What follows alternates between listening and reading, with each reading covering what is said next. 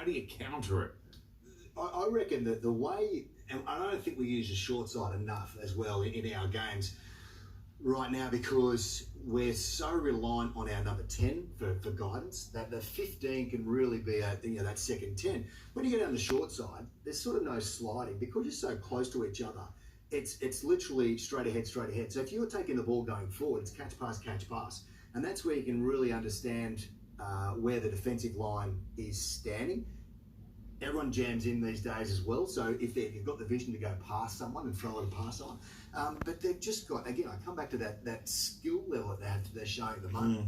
Inside pass, outside pass, short passing, and I think it's fantastic. I think it's great when teams work the short side and you get a result out of it, because everyone's lacking. You know, when you're standing up there in your pillar post and the rest of it, like your 1, 2, 3, however you want to call it, and you look up as to who you've got, you can identify who's so closed off and who's going to just make that own tackle rather than having a little bit of vision. So that's why I like the short side, and well done. Yeah, they're a pretty good comms team too, the Reds. They seem, we're sideline a fair bit. You just see them, they've got lots of little micro chats going on between fullbacks and 9s and 10s and back rows on the short side. There's a couple of little cues I see the Reds do. Got 2 outstanding 9s. Kalani Thomas has been excellent, and of course Tate's there as well, who, as they're coming into rucks, I see them just checking the negative side, the return blind side first defender.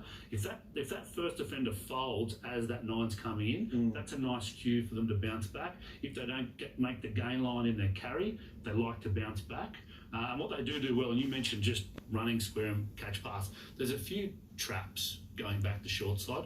One of them is trying to run little block plays because you just burn a number, and you often get isolated by burning a number. So what they're very good at is working hard to depth and running nice and square and being genuine options. It helps them save the ball if it's not a line break, but it also means if they're nice and square and get their catch pass right. And just think in your mind as a viewer, how many times you see Mick Wright and Wilson chase each other?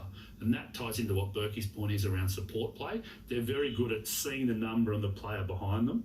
So if you're carrying the ball, they're not laterally here where a defender can get in the way. They're very good at following straight down the back where you can go save, right, left, pop, finish off. There's lots of little micro skills in what the Reds are doing. And that's a big space at the moment because everyone's spread out so far, 13 across the deck there.